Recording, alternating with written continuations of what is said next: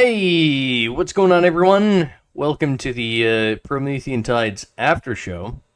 This is the show that we do when both me and Breaker are a bit drunk, and it's not necessarily, the best for most people to watch, but, we shoot the shit, and it can be fun, potentially, so if you like what we're doing, then remember to like and subscribe. Fuck yeah. But Breaker, we were going over a number of fucking arguments. So let's get back to our original argument, because I thought this is quite interesting. The left tends to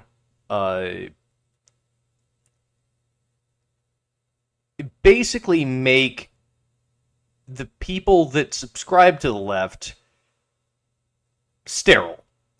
Either they convince the people to not have children because the climate is so bad, or they convince the people to make their kids transsexual, which is a form of sterilization, or because of the whole Roe v. Wade thing, the males get a vasectomy,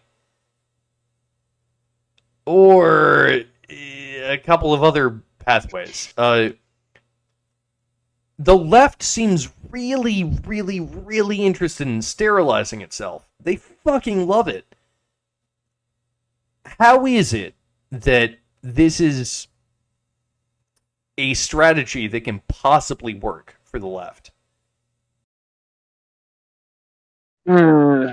Well, as we were kind of arguing about before the main show even started, it's like, now, I want you to, since this is being recorded, I want everyone to know it's like, this is less of something that I actively advocate for, and more of like a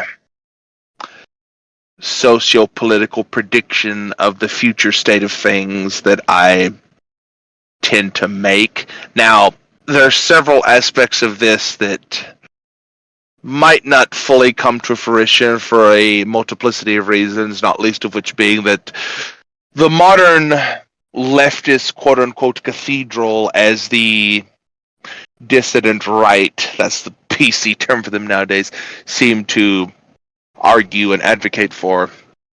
I don't know how long into the future that this will actually ontologically obtain, but considering everything we've seen thus far, like, my prevailing theory on a very deep and primordial level is that this is actually sociologically tenable, as long as the left doesn't go too far with it. But everything we've seen out of the fucking modern left seems to indicate, yeah, you're already fucking not going too far, like they never. Yeah, that's no mere thing that you like regard this with like the cynicism and scorn that I don't entirely disagree with you that this deserves. It's like the left going too far. It's like, yeah, when have they not ever? It's like, that's like the main fucking problem that this is going to have going to the future.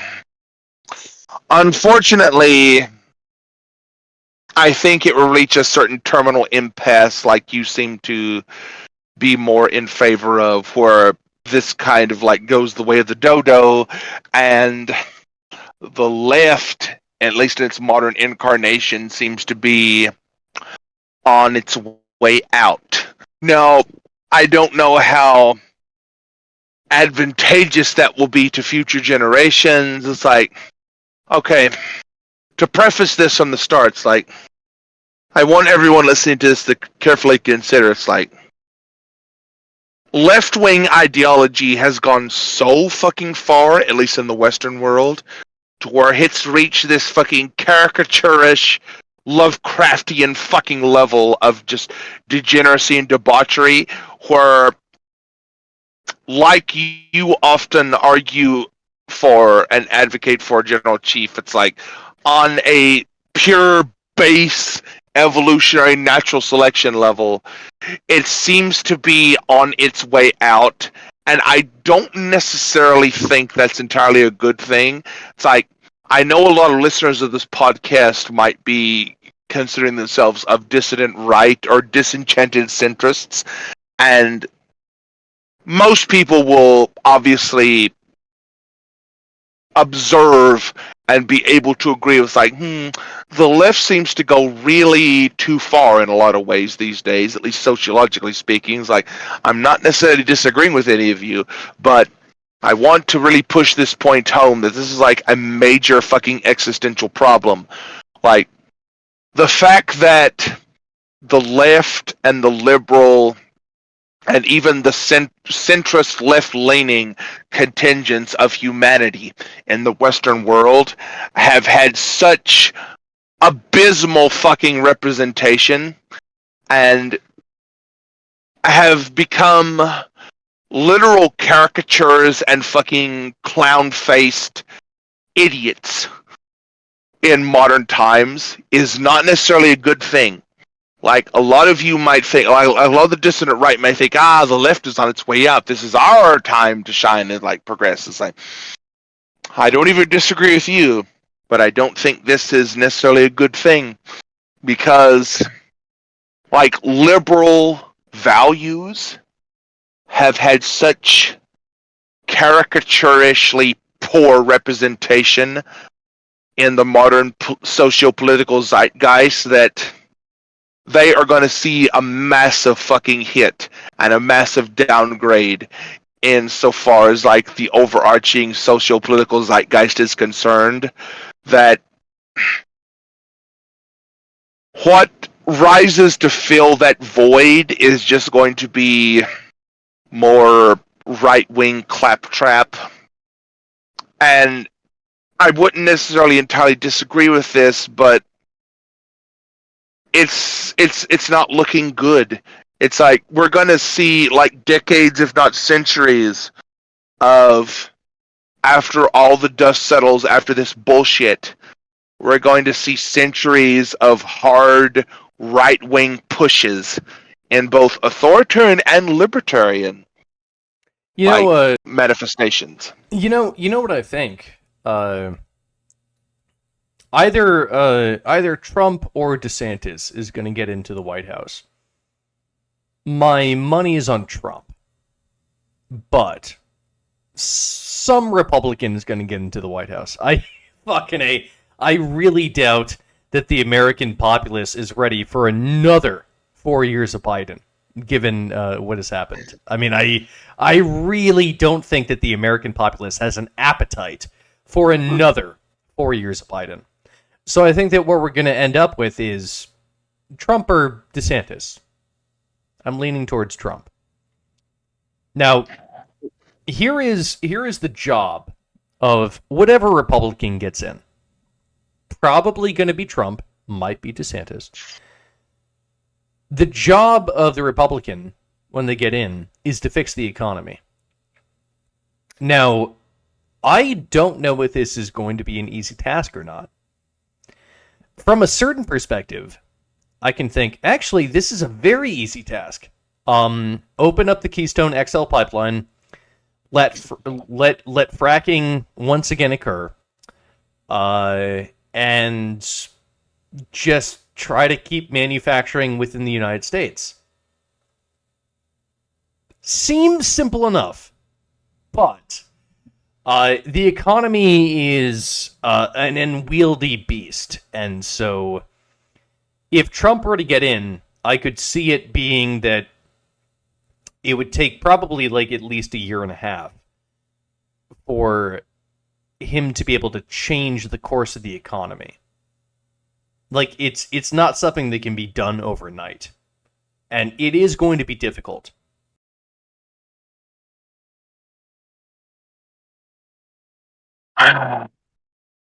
Well, you know, that's more of like the short-term horizons of what I'm ultimately thinking about. It's like, would I necessarily feel regretful or cynical about the next 4 years in American politics being like dominated by a more right-wing political sentiments? Like, if I'm entirely honest, I was like, I wouldn't necessarily resent to see that.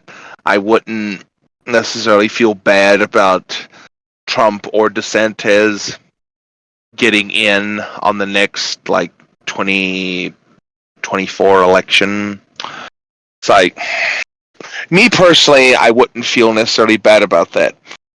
What I'm speaking to and indicating to is a much more existential problem of like the left versus right dichotomy, and like not only in the Western American world like we often talk about on the show, but like overall. It's like, I mean, you've seen, like we talked about on the main show, it's like the direction that the left is going with the LGBTQ plus, like trans kids. It's like this particular socio-political thrust, for lack of a better term, that leads to war in like most scenarios. That's war that you're talking about.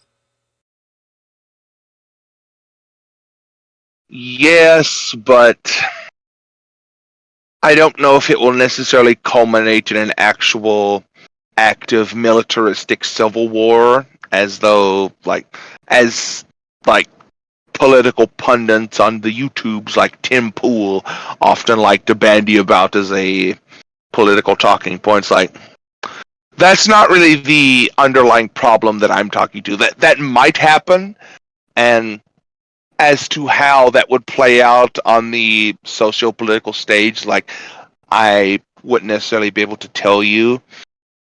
But there's like a really deep existential problem here. It's like the thing about like the modern incarnation of the left wing of politics in the modern world.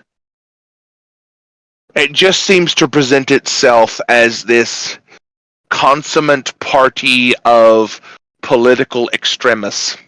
Like, everything the left does and advocates for is like this 110% with a knob broken off version of things that the political left would have advocated for in times of old.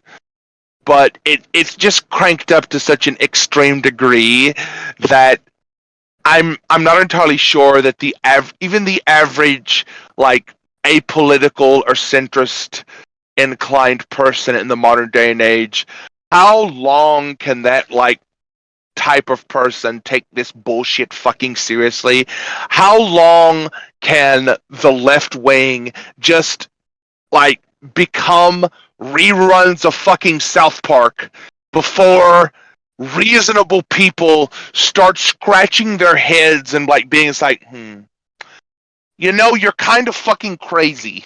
I don't know how much of my like political wherewithal even fucking aligns with you on a reasonable level, because believe it or not, reasonable people in the Western world still exist. I know that might be like a comical farce to like persons from outside the Western political zeitgeist listening to this, like, you fucking Westerners, you've all gone insane. It's like, I don't even necessarily disagree with that.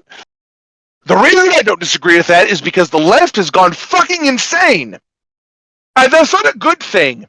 Like, I know there might be a general sentiment that this podcast caters to more toward the center-right / dissident right side of the political spectrum, but me personally, I'm kind of worried that going forward in the Western world, when your left wing of politics is this like abysmal, tyrannical, authoritarian, batshit fucking crazy leftoid Tumblrista bullshit, I don't know how much longer that reasonable people can take any of this seriously, and that's not a good thing. If you have like a monopolar, like, political apparatus in the Western world starting to take precedence over like reasonable discourse and reasonable bipartisan discourse. It's like, how long can you have bipartisan discourse when the other party thinks it's like totally normal to fucking sterilize children? It's like, this cannot go on forever. There's going to have to be compromise. The left shows zero signs of showing down in their progressivist fucking push towards LGBTQ, more radical and extreme fucking versions of this shit. How long can the Western world and reasonable voters within the Western paradigm even begin to take this seriously? How long before the fucking Western world starts putting into power like right-wing demagogues? Now, this isn't a good thing. You might want to think about this like dissident right listeners. You might want to think it's like, oh, yeah, we're overdue for another right-wing authoritarian. It's like, are you sure about that? John Cena meme insert here. Like, are you sure about that? Like, how often in history has that ended in anything good in the long term? Well,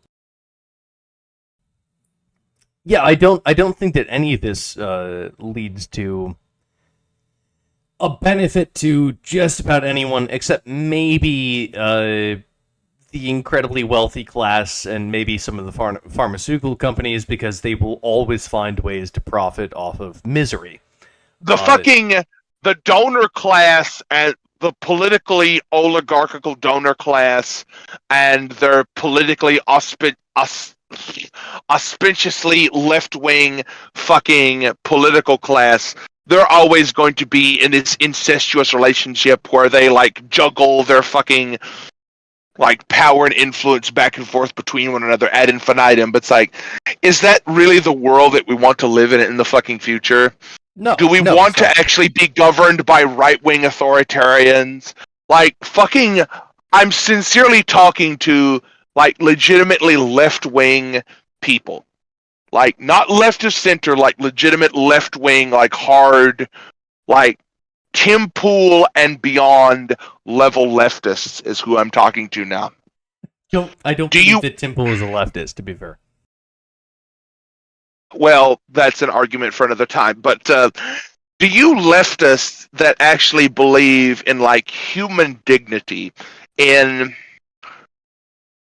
like empowerment of the individual, in empowerment of like disenfranchised minorities, whatever form or shape they might take on, do you sincerely think that this fucking neoliberal Biden-esque fucking artifice that has been constructed from, in no small part, to your fucking influence and your donations and your constant political muling back and forth with the fucking everyone to the right of Mao is a fucking reincarnation of Hitler, how long do you think this can actually carry on in this vein before you actually get a modern reincarnation of fucking Hitler, and you will not enjoy the fucking outcome?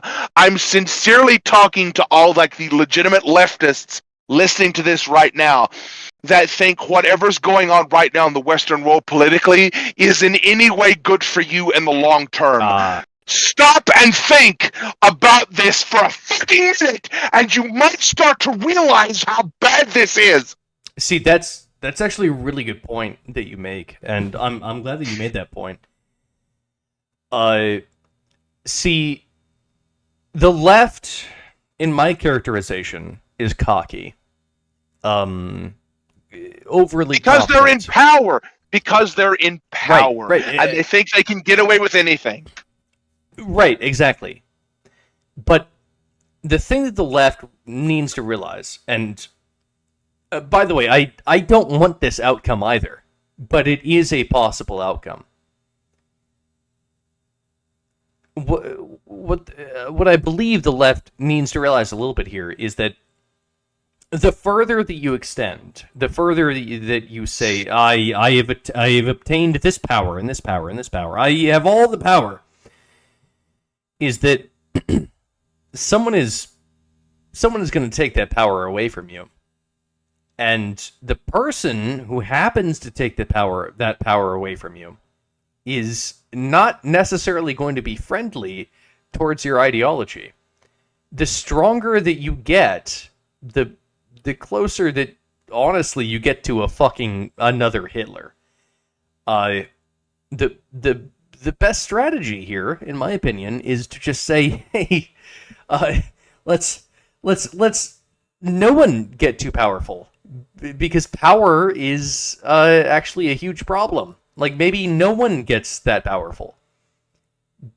But as far as I can tell, the left doesn't seem to give a shit. From the perspective of the right, we, as far as I can tell, at least most of us, we don't want to have that level of power. In fact, the right has actively been avoiding having too much power, because the right has become extremely libertarian. We're like, no, bro, I don't want to have that much. I don't want to have that much power. If you elect me, I will actually reduce the power of the government. I don't want to tell people what to do. That's not in my interest. I'm just trying to be chill. Like, basically, that's what the right has been doing. They just want to be chill. Well, you personally, as a libertarian, you would think that, and you would like default to that particular worldview, and it's like, you know, from a libertarian perspective, that seems perfectly rational and cogent, but I don't know if you've noticed, like, the prevailing theory among the modern right, not just in America, but throughout the Western world, is much more authoritarian than what you might like to give them credit for as a libertarian. It's like, I know you as the libertarian want to say, it's like, oh, the right is all about disempowerment of the government. It's like, I guarantee you that's not the actual fucking case. I guarantee you it's like, there are elements of the right that would, I listen to them very often in the dissident right circles. It's like, they're much more inclined toward a type of theocratic authoritarianism. And I have encountered these people as well, and I love talking to them, because they have a tendency to be wrong, and it's really it's really fun arguing with people that you can just right off the fucking base work, you can say, you're wrong, cool, awesome. No, that's a lot of fun. Yeah, like, you as a libertarian could say that really easily.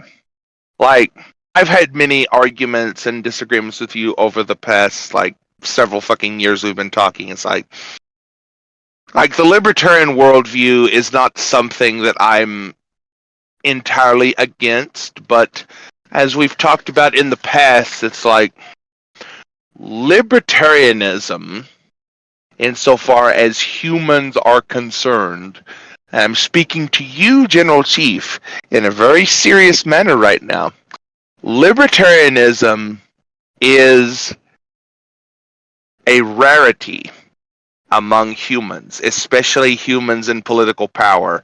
It's like the old adage, like, it's almost a cliche now, power corrupts and absolute power corrupts absolutely. It's like the old, like, fucking adage, like, and the libertarian response is just like, well, you see, the government shouldn't be in so much power, and it should be disempowered in this, and this way. It's like, well, that's all well and good to say in, like, this political platitudinous type of way, but you and I both know that, as history dictates, that's usually not how this shakes out.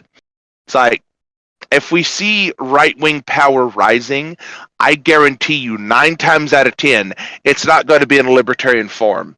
Like the American Revolution But that gave birth to this country okay. is Hold like on. an anomaly. That's the quality of the libertarian, though, right? The libertarian never attempts to seek power. It's antithetical for the libertarian to seek power.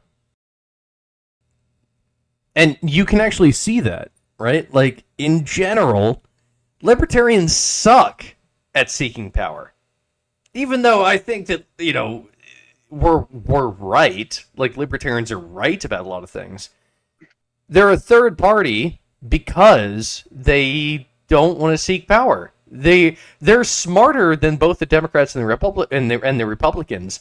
And if they were so Machiavellianly inclined, I believe they could absolutely dominate the election. But they don't, because they're just not inclined to seek power. That's the issue with the libertarians. They're smart as fuck. They can run a country better than anyone else, but they just aggressively don't have an interest in seeking power. They just don't. It's part of the whole thing of being a libertarian. The problem with this is that in the type of radically enfranchised democratic system that we find ourselves in, especially in the Western world, it's like assuming that this is functioning quote unquote properly, not making any allusions to certain recent elections of people in power that may or may not have been entirely kosher. It's like, let's put that aside for purposes of YouTube. Let's think about this for a minute. It's like, if you have like a democratically elected system, assuming that it functions properly, and I don't know why you would assume it doesn't, but let's just go with that. If for whatever reason, even if it was a total statistical fluke, and the libertarians found themselves actually in power, they would, in a way, be, I guess, honor bound is the best way I could say this, to actually exercise and utilize the power, even in the maximally pragmatic sense. It's like, well, it's like kind of we don't necessarily, at a fundamental moral and political presuppositions, we don't necessarily, like you just said, like think that government power is a good thing, but pragmatically speaking, while we're in power, we want this, and this. It's like, and libertarians might get a little bit, they might get less than that. Like, it would be some type of pragmatic concession between powers that libertarians would ultimately land on a certain, like, middle of the road consensus and compromise towards something of a type of society that might be leaning in a more libertarian direction. Now, you might see the immediate problem with this is that because libertarians, by their very nature, like you alluded to, if they ever found themselves within power, they would do little to nothing to actually exercise that power and spend most of their time making pragmatic concessions, wanting there to be less power. Well, that's all well and good for a time, until the libertarians find themselves in the position where they're no longer in power. And the second that happens, whoever is actually in power, that cares about power and wants to exercise it, would exercise it to the full extent they were capable of. And then you'd be in the same fucking boat that you were before all this started, bitching and moaning about there being too much power. That would be the start and end of libertarians' power grab, even through purely fairly elected democratic means. That's the problem that libertarians, as a political party, under the auspices of power politics, would always, without fail, find themselves in. If you have a system that has anything else other than libertarians as an option to vote for, that's where you're always going to find yourselves in, making centrist fucking compromises to the powers that be and not wanting to do jack fucking shit.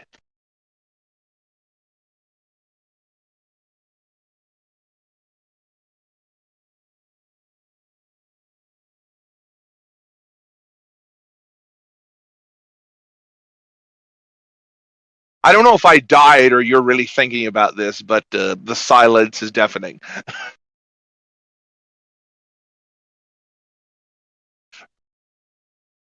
I'm starting to suspect that I died. Hang on here.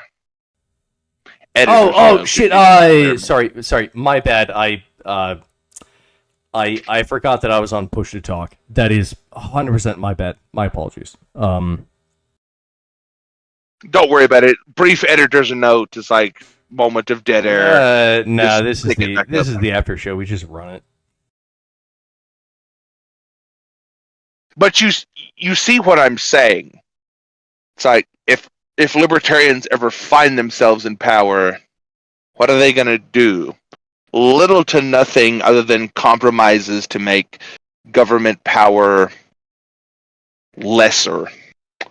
Well, it's all well and good for a moment, but then another party that cares a lot more about that power than you seem to do is going to find themselves in power, and they're going to do a lot more. But the libertarian in this instance it's like a porcupine. The government is like this big bad thing.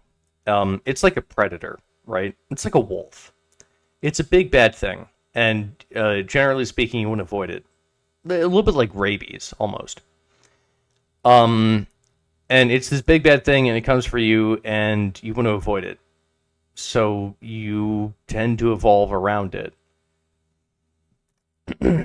I think that's what's happening with, like, the government that we see right now.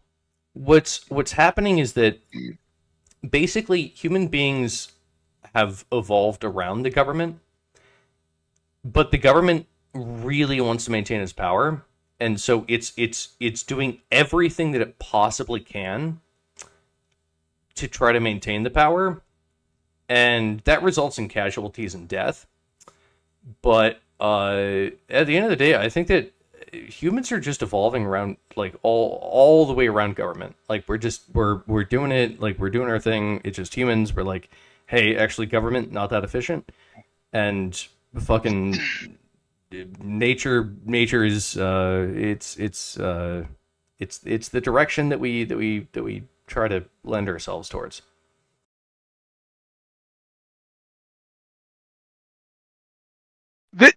This is why I kind of like prefer like an extremely radical libertarian like Jean-Francois Gariepi or what is the name? Michael Malice. Like that type of Genuine radical anarchist. Yeah, genuine anarchist. Yeah, 100%.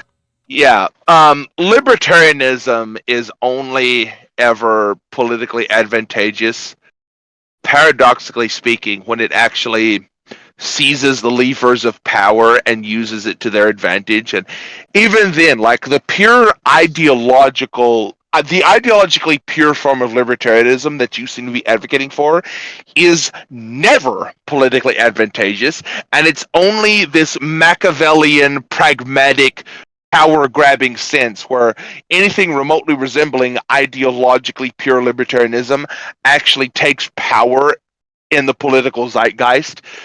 If you look back at the American Revolution, it's like a bunch of radical fucking libertarians sit down at a meeting in consensus, like a strangely socialist concept. I know, like a consensus meeting. Oh, strangely socialist. Like you might even think like the drawing up of the American Constitution itself is like strangely socialist enterprise when you think about it from these ideologically pure libertarian standards that you putting forward. The American Revolution and the drawing up of the Constitution was strangely socialist.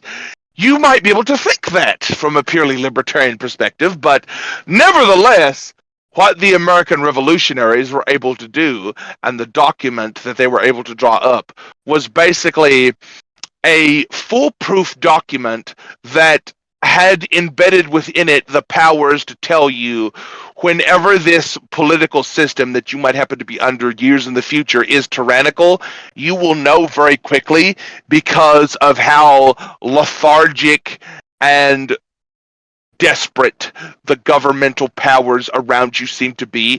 And we've seen this multiple times throughout history, on the left and the right alike.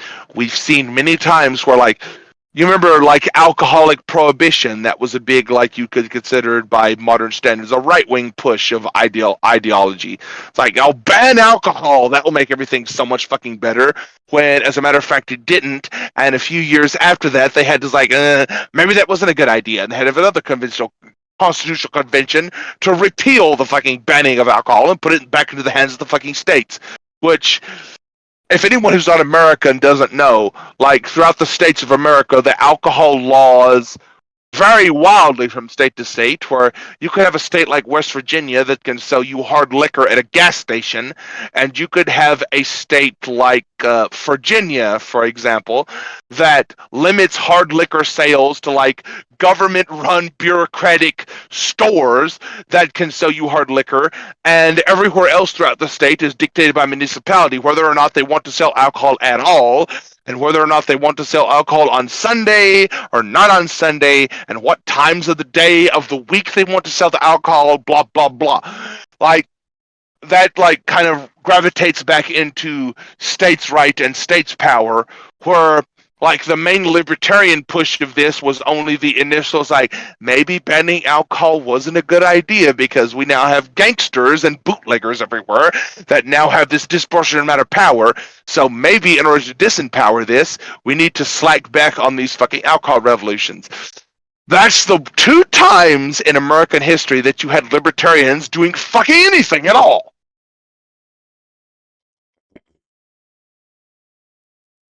That's completely untrue. I believe that libertarianism is the fundamental ideal behind American values. America basically is not America without these strong libertarian values. Until religion gets involved. And when religion gets involved, like, the libertarians are going to be like, well, these religious localities with their beliefs, they're perfectly free to exercise those and make those the law of their particular land, which, you know what, they did. And that's why we see so many state dictated alcohol laws, and why there's no uniform code of when and when is not the proper time to sell alcohol on what days throughout America. If you take a single road trip through America, which I have done many times personally, and I have seen many different variations of alcohol laws, and this is just laws governing alcohol, mind you.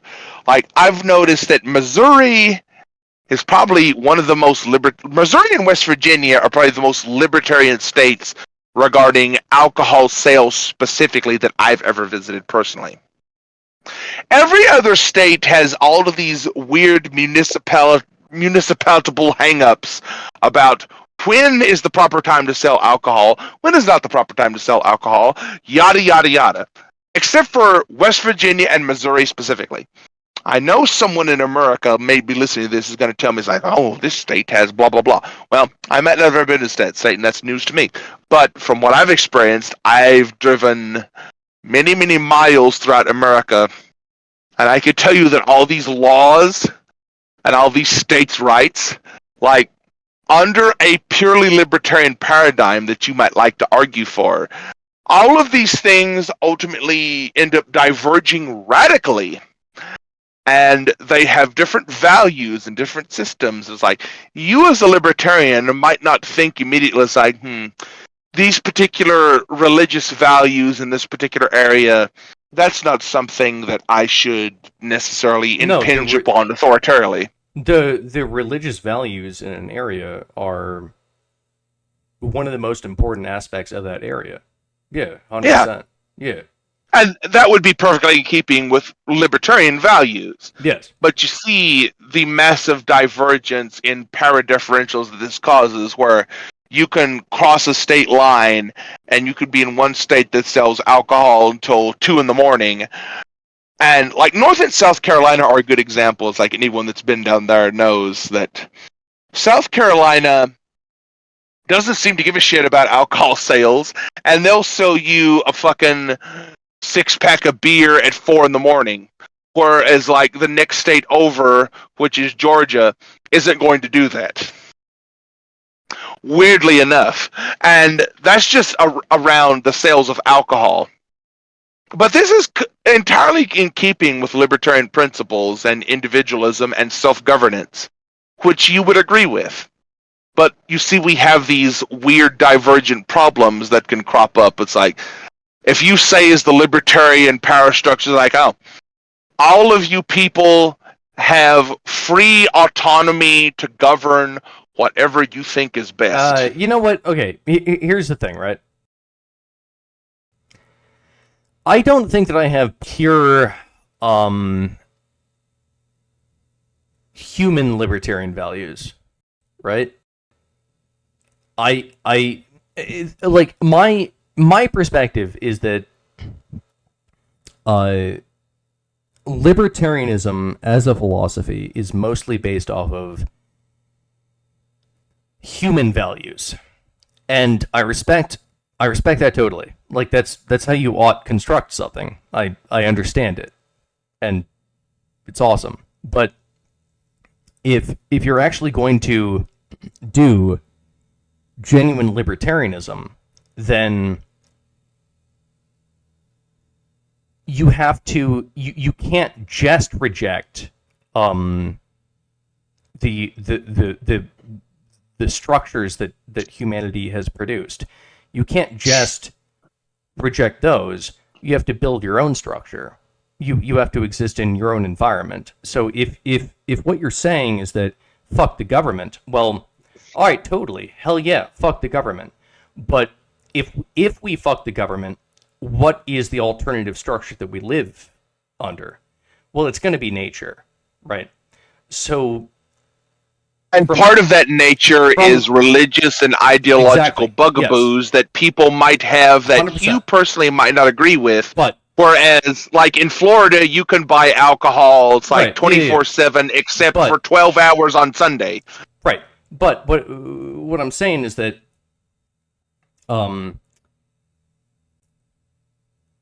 shit, I lost it. What the fuck was I saying? Libertarian values. Libertarian values, right. I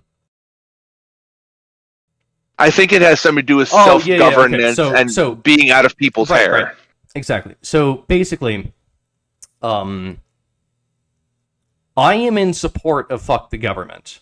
I 100%. I'm in support of fuck the government. I agree. Fuck the government. I hate it. But if we say fuck the government, totally, hell yeah, let's go for the boys. If we say fuck the government, what is the thing that we have to have faith in? Ultimately, humanity is fucking. We need to have something to follow historically.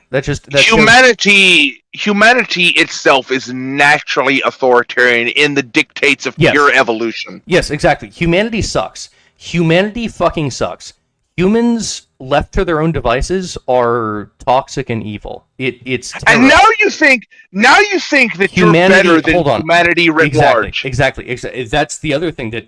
No, dude, that's what humanity does. Humanity goes, we're better at everything, and we're gonna try to take over shit, right? That's Slanesh. Okay.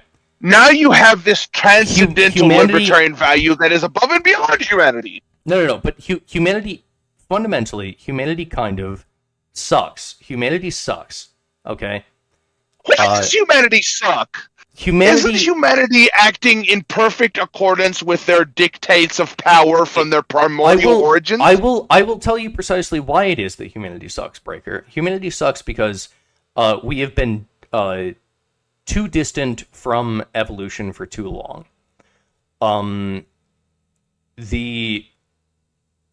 We temporarily achieved fucking escape velocity from evolution for just a little bit of time, and now we're coming back down, and that is gonna suck because everything that goes up must come down.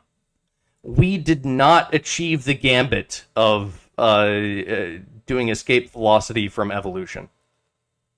In order to do that, oh fuck, that's gonna be really difficult. I'll tell you what.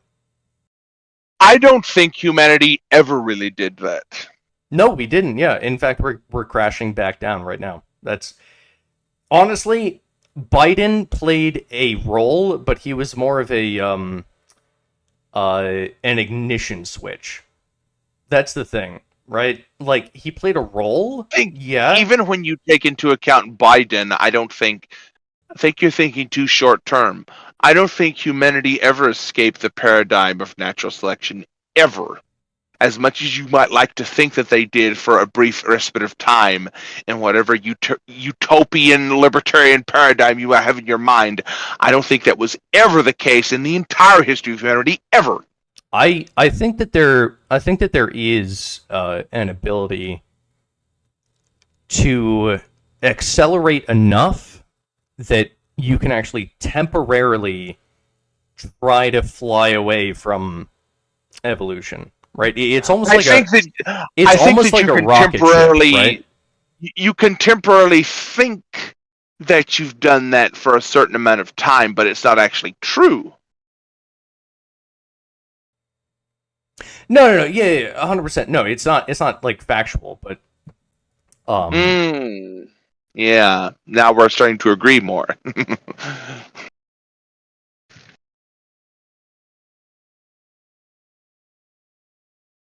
Oh, by all means, keep going. no, I lost it again. What the fuck were we talking about? Libertarian values that somehow, okay, you're postulating like this brief respite of time where humanity achieves this momentary escape velocity from natural selection, but Yeah. I'm Like sending a rocket up. It's extremely difficult to do escape velocity from Earth, right? That's super difficult. I mean, holy shit. The problem when it comes to like achieving escape velocity is not so much going up. It's going left or right or whatever it is. It's that like if you're going to achieve orbit, you have to speed up to the Earth's rotation. The Earth's rotation is actually really quick, and that's where most of the the energy in that rocket goes towards. It's not about getting out of the atmosphere. Fucking airplanes can get out of the atmosphere. It's not that hard. Those rockets are about achieving uh, uh, speed that is equal to how fast the Earth is rotating. That's what orbit is, and that's why it's so difficult to get there. It has nothing to do with getting out of the atmosphere. Wait a minute here. I'm going to ask you a very serious question. It's like, okay, 100%, bro. with what you just said, it's like, why are you more. You seem to be more of a traditional right winger as opposed to a progressive. It's like, but with what you just said, wouldn't modern progressivism make a bit more sense in the rocket, like the fast burning, candle burning at both ends, like progressivist, blaze forward, damn the consequences? Wouldn't that technically make more sense under a strictly libertarian paradigm that you're talking about than whatever the fuck traditional right winger thought is? Is like, I'm considering this very seriously now. It's like, with what you just said, doesn't the progressive left more embody what you just described as the rocket escaping, at least temporarily, the velocity required to blast into the next political paradigm than the traditional right wing? It's like, I disagree with like radical LGBTQ trans ideology. It's like, what is your hang No, up no, no, no. on this? Well, the thing that I hate about it is that I'm against that. That entire thing. I can understand it, but it's But anti-human. why are you? Well, it's anti-human, but exactly how is it anti-human? It it reduces the effective potential for you to make copies of yourself. That's the most important thing in the universe. Well, as I argued with you before, I'm of the opinion that it doesn't really, and to the extent that it does, it's non-appreciable in an evolutionary sense. I don't know what the fuck non-appreciable means there. That it means that, okay, like we were talking about before we started recording, it's like, let's say progressivism in the coming decades and maybe even centuries, for all we know, it's like these turning of the tides of power. They've taken radical swings in the past. If human history is anything to look at, it's like we've had periods in our history where we've had centuries long constant authoritarianism. Like if you look at the Roman Empire, for example, that was a relatively long bout of hard-line authoritarianism that suffered no fucking fools and would crucify your fucking ass if you got out of line. And that lasted for fucking centuries.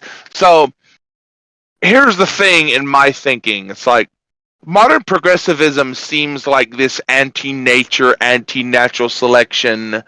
Like, oh, this can't possibly last beyond a few decades. Like, you might think to yourself, it's like, I don't actually agree with that opinion. What I would say, like we were talking about before the show, is that progressivism in the modern day and age, with modern understanding of science and medicine can, theoretically speaking, obtain into the future for maybe even longer than the Roman Empire existed. And it can maintain that political paradigm for orders of magnitude longer because the mere fact that modern medicine exists. Because we were talking before the show about, well, progressivism is this anti-human, anti-reproduction, blah, blah, blah. This ideology that doesn't seem to foster human reproduction. Now, you and I don't necessarily disagree on that. But the ultimate point that I was bringing up is like in a modern socio-political paradigm, assuming that modern medicine and medical advancements continue to obtain in the future, which I don't see much of any reason why they wouldn't, the major difference is in the past terms where you had like the religious autocracy that would take a single child from a family unit that was producing at a birth rate of, let's say, hypothetically 7, but with the infant mortality of 50-50, you would cut that down to 3.5. Even if the religious theocracy took one of those in an overarching statistical sense, that would still leave you with 2.5. That means you went with two people into this relationship, this sexually reproductive relationship, and you ended up with like a 0.5 surplus. That's still enough to evolutionarily push this into the future. In the modern day and age, you would have orders of magnitude more than that if you had a reproductively successful like class that had a birth rate of 7, but an infant mortality of plus 90%, where it's like you only have a 1 in 10 chance of your fucking kids dying. So that would like crank that up to 6.8. So out of that 6.8, let's say the religious clergy class, which in the modern context would be like the modern progressive left, they would take one of those and induct them into cathedral into a life of sterile, LGBTQ, trans, non-reproductive life. That would leave you with 5.8 viable children. Breaker, you're discussing a meme, not a gene. These are different. These are fundamentally different organisms. You cannot treat them in the same way. No, that fucking meme of religious adherence was able to work and obtain to the modern day with a coin flip infant mortality rate of, let's say you have a birth rate of 7, let's cut that down to 3.5. The clergy gets 1, you're left with 2.5. In the modern day and age, you would be left with 5.8. That's a much higher fucking differential. Right. We had this discussion. Look, this concept that you've created, this thing, this cult, at the end of the day, it's a meme, and it has no way of replicating itself. Doesn't matter. The Catholic Church still exists. Right, but this is a thing that is... And the Catholic Church existed in much more hostile circumstances than what the modern day provides. But we talked about this previously. Okay.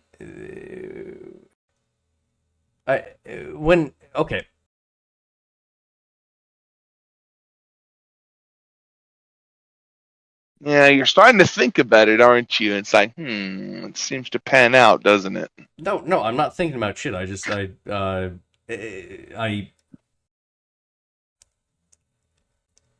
Some fucking green stuff happened. I lost track of what we were saying. Okay, pay very close attention to me. Now, this is important for the listener. This is important for the listeners too. Yeah, it's like, okay, in the days where the meme, which was the Catholic Church and Catholicism, was able to obtain and be a major socio-political force up to the modern day and age, is still a power to be reckoned with, is the Catholic Church specifically. Throughout its time and existence, when it was such a prevalent meme in humanity, was during a day and age where infant mortality was a coin flip, 50-50. That means that if you had like two reproductively viable couple that had a birth rate of 7, which is far and beyond the upper echelons of reproductive success. Let's just pin it at that. Let's go with a birth rate of 7.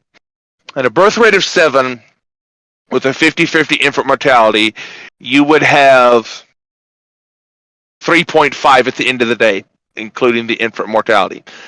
If the church gets 1, which becomes a sterile, non-reproductive unit that propagates the meme, and only the meme, and the meme actually fosters reproduction into the future, that would give you a bit of a plus. But strictly within natural selection parameters, what you would have is an effective birth rate of 2.5. In the paradigm, a natural human birth rate of like 7. Taking into account the infant mortality, that cuts it down to 3.5. If, assuming the church got like 1 of those for like a clergyman, that would be a sterile, non-reproductive unit that wouldn't be genetically reproducing, but would be reproducing the mimetics of the Catholic Church. Assuming that mimetic was totally reproductively neutral, which we both know it wasn't, it was actually a positive boon to the reproduction, but let's just assume it was 0, which it wasn't. You would still end up with a 2.5 successful reproduction rate on the genetic side of this equation. So you would end up with 2.5. That 0.5 would still be more than sufficient enough, and historically speaking, was more than historically enough to push humanity into the future and keep them as reproductively viable. Even if, assuming all reproductively viable units surrendered one of their reproductive units to the Catholic Church into a life of sterility and non-reproduction, and that mimetic unit was not pushing forward the idea of reproduction, which the Catholic Church was, let's just assume it was 0. It wouldn't fucking matter because you still had 2.5. Okay, right. So, imagine the following. A meme is similar to an earthquake. Okay? That's basically what a meme is when it comes to like how life views it. An earthquake can cause massive damage, but also it can open up opportunities. Like, oh shit, like a really, really fucking old land just popped up and it has a huge amount of iron in it. Ooh, boy, let's get excited. So, like, that's what an earthquake is. And then,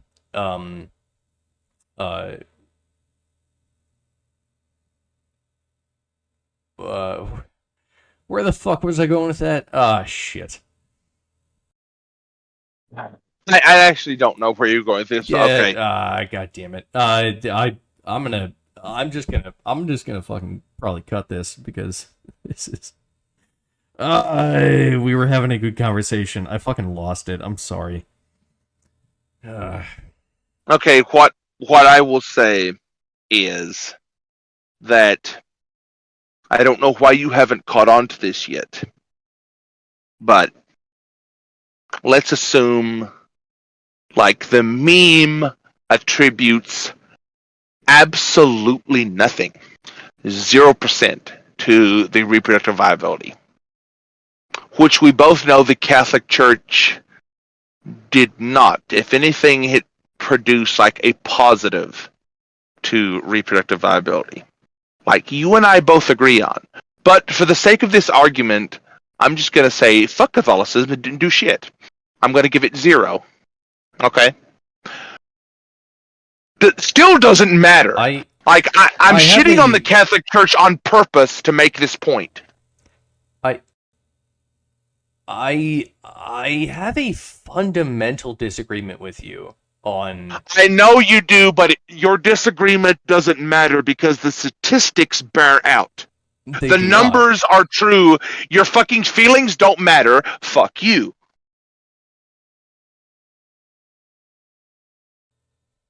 No, it's our disagreement is about basically you have envisioned a great evil, a fantastical evil.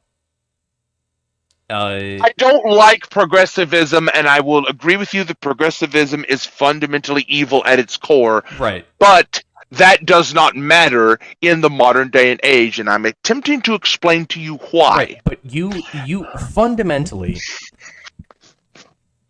you have created a great evil, and my position is that it's actually not that big of a deal. I know it's not that big of a deal, but I'm attempting to explain to you why. Okay. All right. Yeah. 100%. Now, the fundamental why as to why I'm describing isn't that big of a deal. If you listen to me all the way through the argument, you will understand. Okay. Let's just start from square one. Medieval era, infant mortality 50-50. Average birth rate 7 per couple. Birth rate does not matter in this scenario, but yes, go ahead. It actually does. It does according to your argument, but it matters not according to my argument. I know why it doesn't matter to your argument, because certain people in the modern day and age don't have a birth rate of 7. No, it matters not because birth rate is just a measure between R and K type selection. That is a slider on evolution, a reliable slider. You can have, but that matters not, because what you actually have to look at is not just the R versus K type selection. What's the actual birth rate? Blah blah blah. What you have to look at is, okay, what are the power dynamics that are going on in this particular ecology?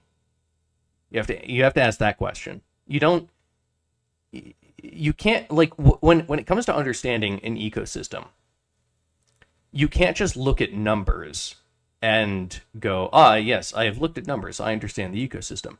The ecosystem has its own character. That cannot ecosystem in the Dark Age was much more competitive. Let me finish this thought, because the ecosystem is a complex structure, an extremely complex structure that cannot be reduced, right? Complex structures cannot be reduced down to a series of numbers, 100%, just not possible.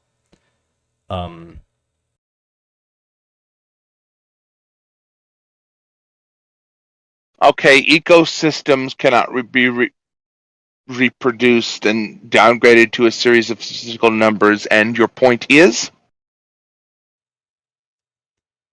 There's something that needs to follow that, or you're full of shit, and I'm going to continue. I had something that was going to follow that. Oh, please enlighten me right now. Well, no, I had a whole idea. I'm sorry, I lost the plot there for a sec. I'll give you time. We can put in an editor's note. You take as much time as you need to tell me why this doesn't matter.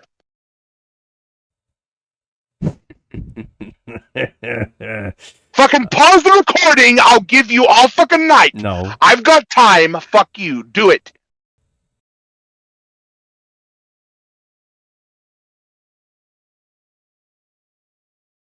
Give me a countdown. Go. Okay.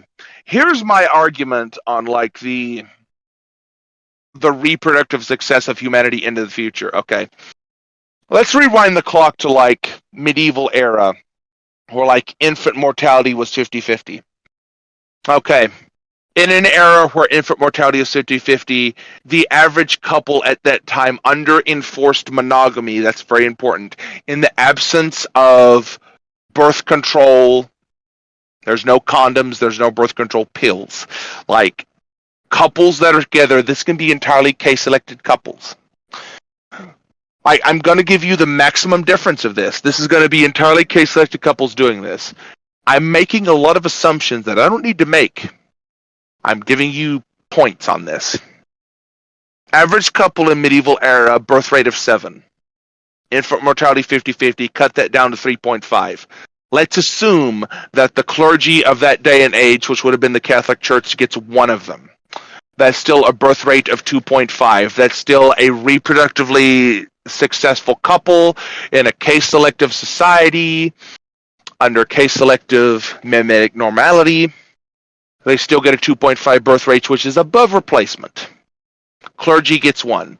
The clergy of that day and age propagates a type of mimetic that is advantageous to human reproduction, i.e. the Catholic Church, and let's give that a statistical bonus of 1. So let's say that 2.5 couple now gets upgraded to 3.5. Just for the sake of argument. So that cave-type selective couple starts out with 7, cut down by infant mortality by 50%. They end up with 3.5. Clergy gets 1. They end up with 2.5. Clergy then goes on to propagate a mimetic that fosters reproduction among cave-selective couples, which upgrades that 2.5 couple to 3.5%.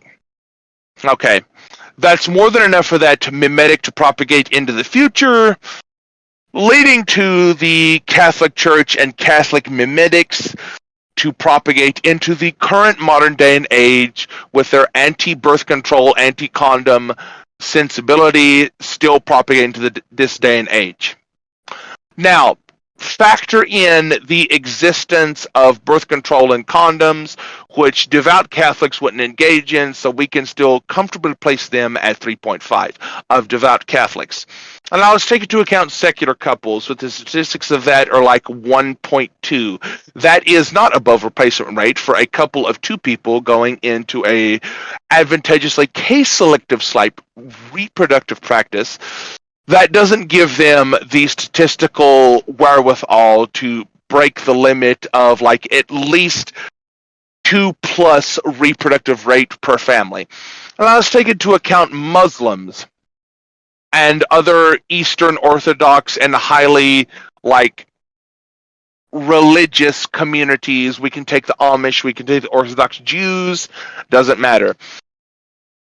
Now let's take that same birth rate of 7 per family, and let's cut that infant mortality rate down by modern standards with penicillin and hospital births factoring into this, and let's cut that infant mortality rate up from 50-50 to 90-10. So now we have a birth rate among these case-selective couples of 6.8. And let's say the clergy, for whatever reason, gets 1, and under the clergy, which would only be in a Catholic sense, strictly in a Christian sense. Muslims don't have this injunction. Jews do not have this injunction. Only Christians have this injunction of the sterile clergy class. let's say that reproduction rate is now 6.8. With the clergy getting 1, now it's 5.8. Let's say that the clergy, like in the Catholic sense, fosters reproduction among case-selective couples, which upgrades that to from 5.8 to 6.5, let's say, for the sake of argument. Like in any secular modern day where hospital birth and penicillin and antibiotics exist, with the infant mortality rate of 90-10 instead of 50-50, that's still an entirely advantageous, like more than advantageous enough reproduction rate of these particular case-selected couples in these environments to foster reproduction. Now, for my ultimate point, let's say that you had a clergy that was disadvantageous reproduction, like the modern leftists with the trans/LGBTQ, like let's say that they get 1 of the 6.8, and they disincentivize reproduction, and let's give that disincentivization a 50% weight. So you go from 6.8, they get 1, to 5.8, cut that in half. So what you would have is 4.6. 4.6 reproduction among a class of people who were still heavily case-selected and still heavily into a mimetic system that fosters reproduction in and of itself, which is going to offset that weight, like Islam or Catholicism or some devout religion. Well, it's not going to be Catholicism in the modern day and age, because white people bad and Catholicism bad and Christian church bad. But let's say, and I don't even have to do a let's say, like the left will give Islam and certain case-selected high reproduction societies a massive difference anyway, so their disadvantageous reproduction rate is going to be 0 among Muslims. So the Muslims still get the 3.8 at the end of the day after the clergy gets 1. The Muslims are still going to have a reproductive rate that is higher than the magic white people that are going to get a reproductive rate of, like, let's say in a highly Catholic, religious, mimetically loaded society, they're going to get the reproduction rate of 7. Let's cut that down to 6.8 because the 90% infant mortality rate. Let's cut that in half because the progressive leftists are going to disincentivize reproduction of case-selected white people, especially in the modern day and age. Let's cut that in 2 to 3.4. Let's say that the clergy gets 1.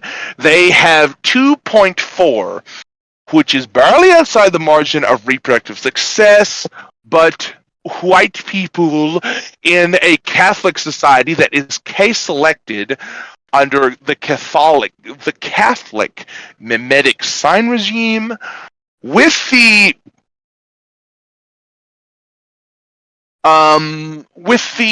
secular,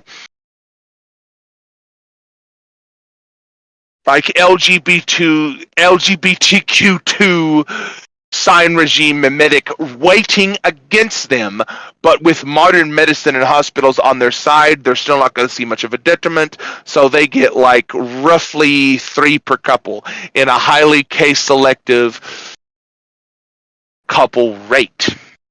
So you're still going to see, like, the white people under Catholicism reproducing at a rate of 3, and the Muslims reproducing at a rate of 4.8. That means ultimately in the future, give it like a couple centuries, Islam is going to be like the dominant religious medic in society, but that's not ultimately going to matter in an evolutionary sense because they're still reproducing. They're still in heavily case-selective like relationships.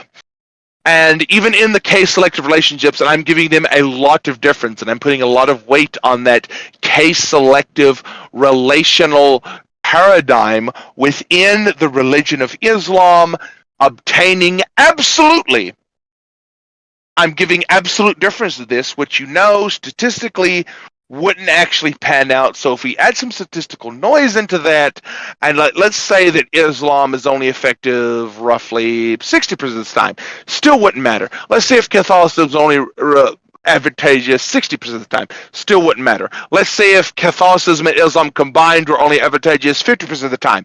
Still wouldn't matter. They're still going to be reproductively successful into the future. The modern leftist cathedral is only ever going to get one of those as a tranny slash LGBTQ adherent, and they're going to steal one of those kids under these moralistic mimetic paradigms.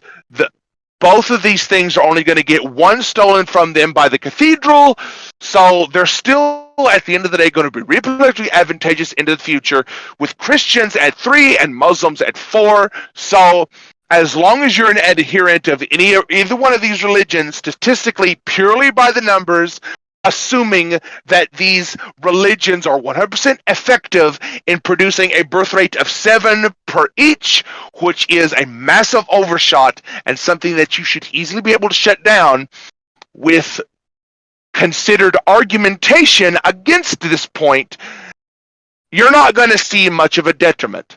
Now, in secular societies and secular case-selected couples that are purely secular with no religious mimetic backing, you're going to see a birth rate of 1.2 at best. If the cathedral steals one of those, you have 0.2. Secular people are fucked, period. That's my argument. Go.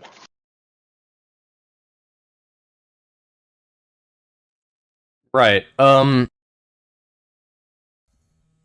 I feel as though I would like to outline the origination of this argument, assuming that I put this up and assuming that then anyone listens. I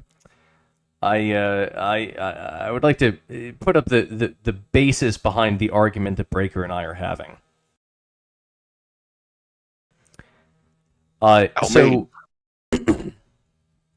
Effectively, I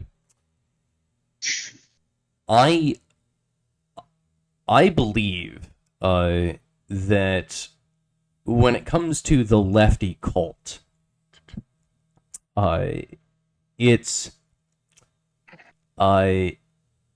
not going to survive into many generations. Because it's I don't disagree. Wait, hold on. I don't disagree with that. There's a difference between a religion and a cult, right? When it comes to a religion, it's basically a mimetic that confers benefit to your replicator, your genotype. That's a religion. You can tell that something is a religion by how long it has existed. If it's been around for the past 3,000 years, that's a religion. That's a good thing. If it's been around for 20 years, it's not necessarily trustworthy. That's what you call a cult. So a religion is a meme that does good for people. A cult is a meme that does bad for people. And my central argumentation here is that when it comes to memes, the only type of meme that can survive like multiple generations is something that confers a benefit. That's the religion. When it comes to a cult, I think that it necessarily dies out because a meme is fundamentally dependent on a gene. If a meme attempts to fuck with a gene, then it will be blasted from existence because the gene is a hell of a lot more powerful than the meme. So, as a result of that, a cult cannot survive into multiple generations. In the original argument, Breaker disagreed with me. He said, no. He said, no, these memes, especially in the structure that I produced, they can survive for millennia, countless millennia. I said, no, they cannot, because fundamentally, this is based around a meme that is harmful to a gene. It cannot persist in an evolutionary environment. It simply cannot. unless you're in this specific scenario where it's the revolutionary phenotype. In the case that it is a revolutionary phenotype, then yes, that can occur. But you have to be in an extremely bizarre scenario for that to ever occur. We're not in a revolutionary phenotype scenario right now. And certainly it's not going to be the left and their bullshit ideology that generates the fucking revolutionary phenotype. I mean, that's not going to happen. Okay, I'll direct you to very carefully consider what I just said. Now, the Catholics, devout Catholics and devout Muslims, I specifically made that point and pushed it home very firmly. Now, out of those mimetic subgroups, you're going to have the modern left with the LGBTQ and transgender agenda that they have. As long as there is Catholics and Muslims existing that are strict, devout adherents to that system, that have a birth rate of 7 in the modern day and age with modern medicines and hospital childbirths, they can afford to steal up to 2 from those systems. I'm only giving them 1. They can afford 2, but I'm only giving them 1. I'm actually giving them a massive advantage. I'm going over the math because the math is fucking important. But the math is not important in this scenario. Because... No, you're right. What's important is the mimetics and the inherence to the mimetics, which is something that in ultimate senses cannot be ultimately quantified. I'll grant you that. No. History bears out, with case-selective couples under these mimetic systems of Catholicism and Islam, they have a birth rate of 7. Okay, that is statistically viable. Let me ask you a question. Okay, so tic-tac-toe is a very simple game, correct? Yes.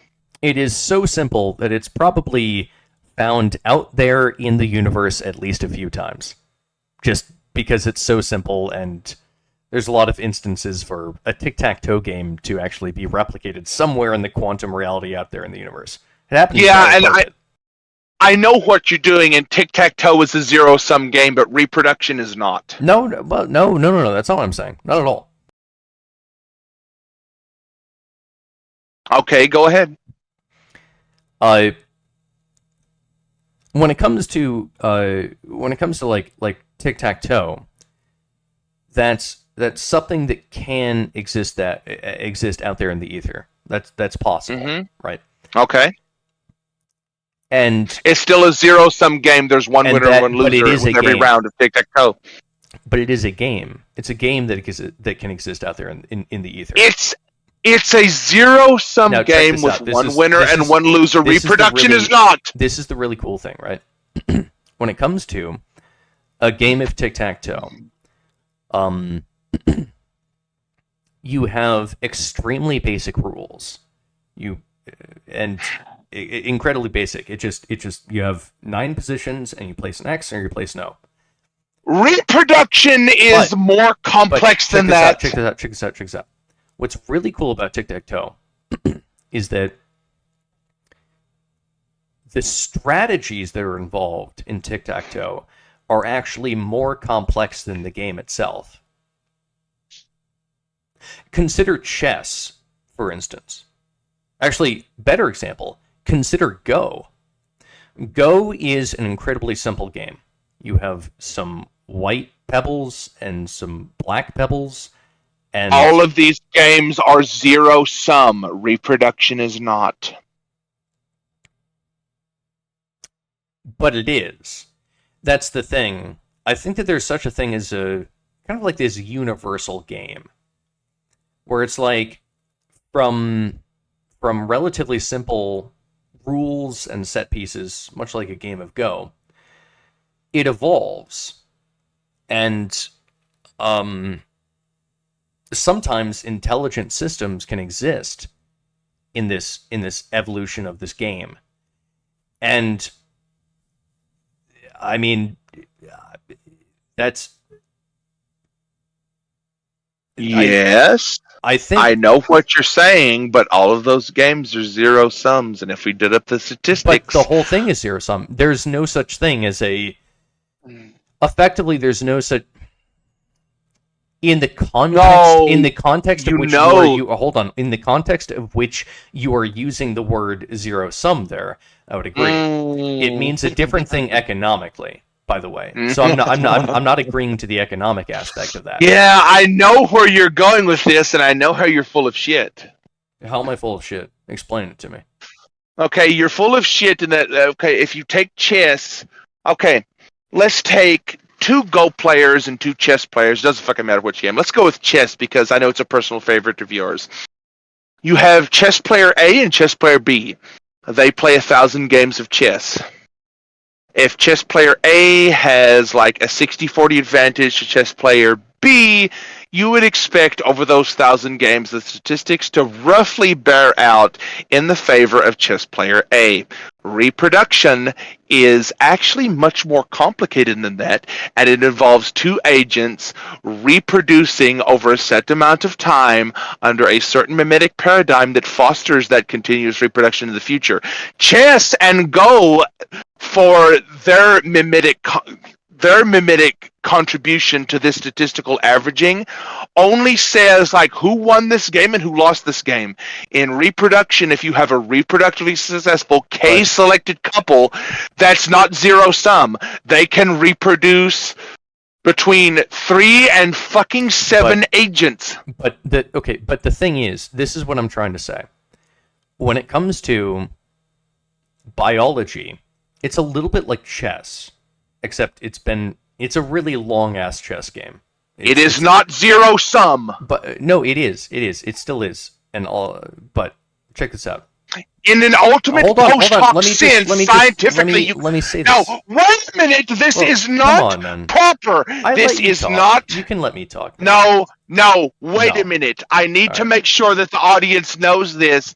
This is not a proper comparison. Chess games are zero sum.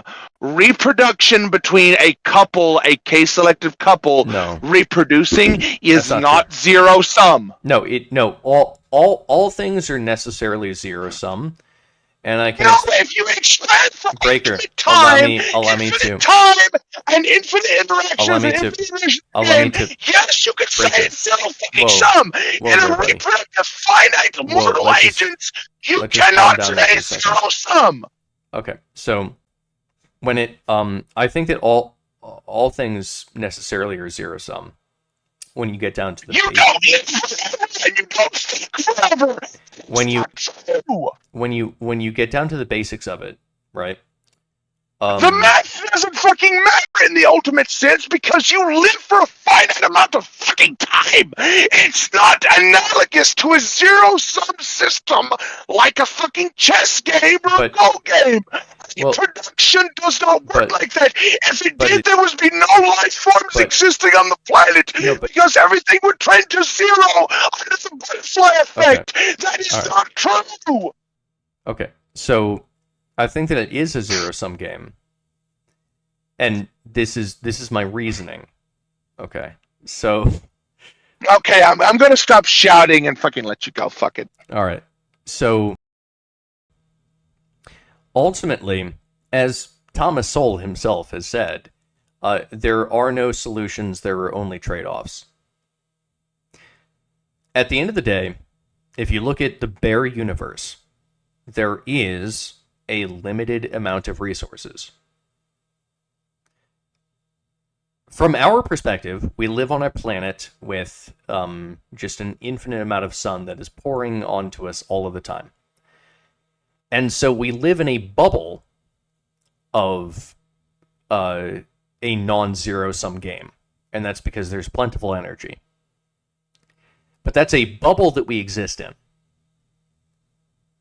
If you look at the universe as a whole, as an entire entity that is constantly undergoing entropy, then actually, yes, the universe itself is a zero-sum game. It's just not a zero-sum game that we have realistically come into contact with yet.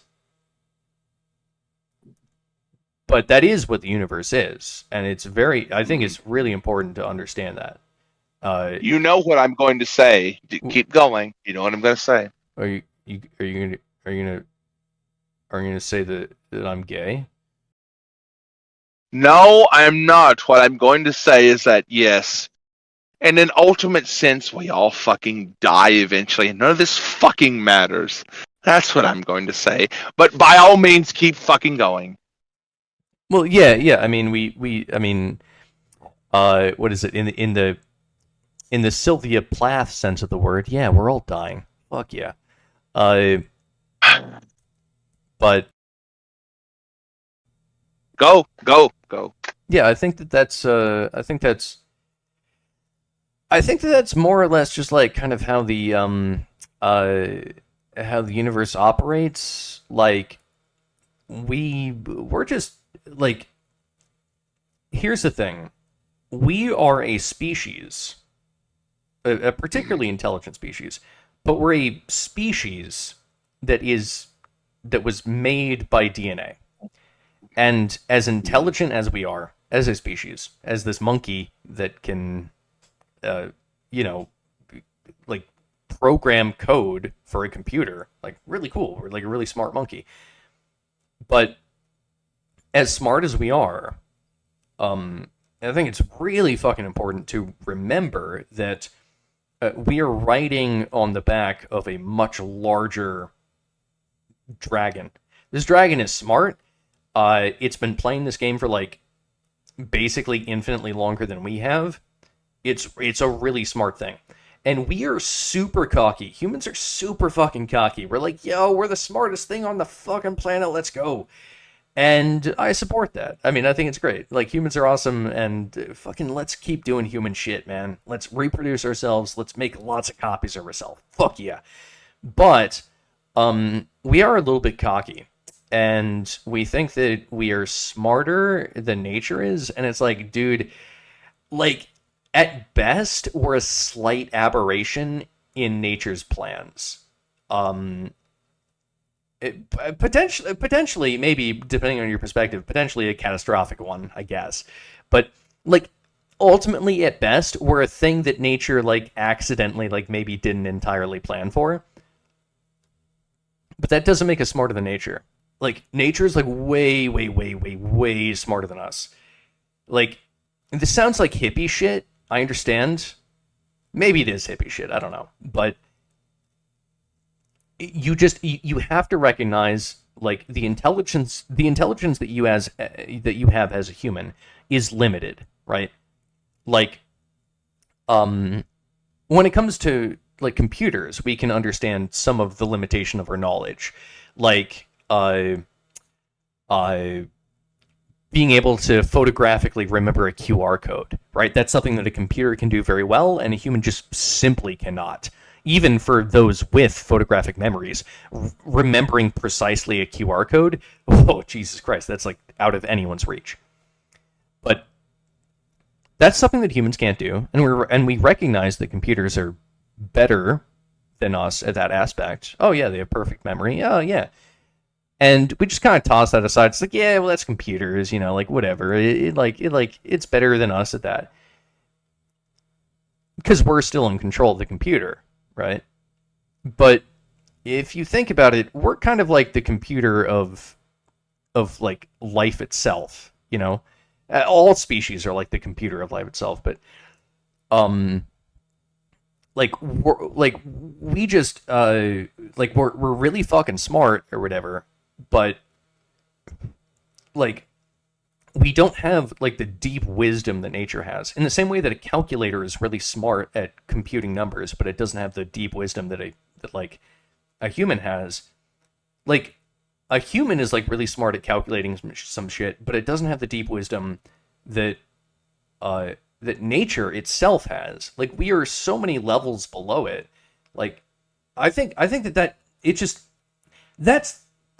that's just like a really important takeaway, to just understand that no matter what it is that you do as a human, it does not matter what you do. You can be Brad Pitt, you can be a homeless guy, you can be the president of all of Europe, you can be an astronaut, you can be a fucking a police officer. It doesn't fucking matter. No matter what it is that you do, you cannot outsmart nature. It is above us. It is controlling us. It is effectively our god in the completely non-metaphysical way. That is effectively our god. It's an entity that we can interact with that is smarter than us. It is smarter than us. It knows more than us.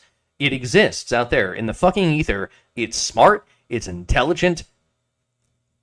You can see it. I swear to God, this sounds like some fucking crazy bullshit, but I swear to God, you can fucking see the thing.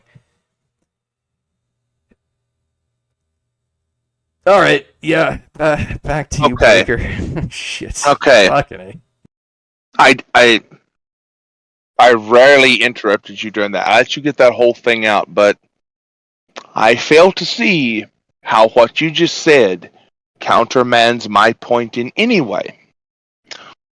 Where you are a secular K-selected reproducing agent with a birth rate of 1.2 at best versus an Islamist reproducing K-selected unit with a birth rate of 7 and a Catholic reproducing K-selected unit with a birth rate of 7. In the modern world, taking into account the LGBTQ leftist cathedral reproductive unit stealing ratio of, like, I'm being generous and giving it an aspect of 1. There might be times in the future where that's greater than 1, but it would have to be a great deal greater than 1 to statistically override the argument I've already made. I fail to see what anything you just said doesn't countermand my initial point in any way. All of what you just said, like at least half of it, bolsters, if anything, my initial point that the religious adherence in strictly case-selective reproductive units, statistically bared out, have reproduction rates of 7 at the least. This is me being extremely generous. okay. Islamists have an extra point on that, is that at least in the modern data that I can observe personally, insofar as the secular LGBTQ cathedral leftoid, whatever you want to call it, has in sway over them, is demonstrably less impactful than it has over the case-selective unit of, like, white ethnocentric Catholic units. They still have a bonus point over them statistically. Everything you just said, if anything, bolsters my initial point. If these reproduction rates remain consistent, and I'm not making any type of fancy-dancy future productions and predictions of the future world where all this shit might blend toward fucking zero, because you and I both know that that's ultimately the case. Everything you just said, in an ultimate sense, yes.